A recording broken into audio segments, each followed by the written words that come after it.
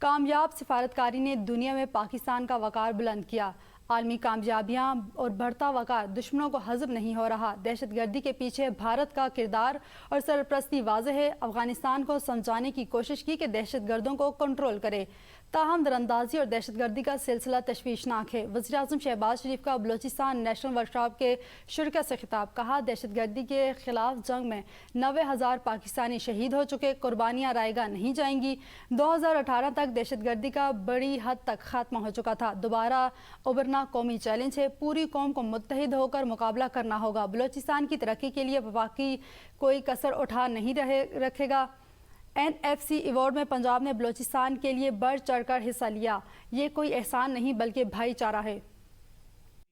ایک رول ادا کیا ہے جو ڈپلومیسی ہوئی ہے، اور اس ڈپلومیسی میں پاکستان نے جو امن بحال کرنے کا خطے میں ایک کلیدی ایک رول ادا کیا ہے، اس سے دنیا میں پاکستان کو اللہ تعالیٰ نے بہت عزت عطا فرمائی۔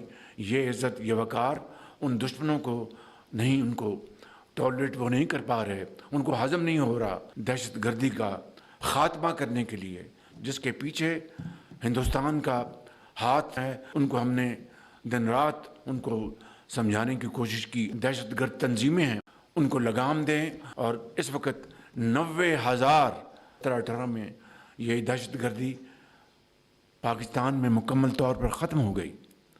اس کے بعد دوبارہ کس طرح آئی اور دہشت گردی پاکستان میں دوبارہ اونٹ کے سامنے آئی ہے، لیکن آج یہ ایک لائیو چیلنج ہے، اس کا ہم نے سب نے مل کر مقابلہ کرنا ہے۔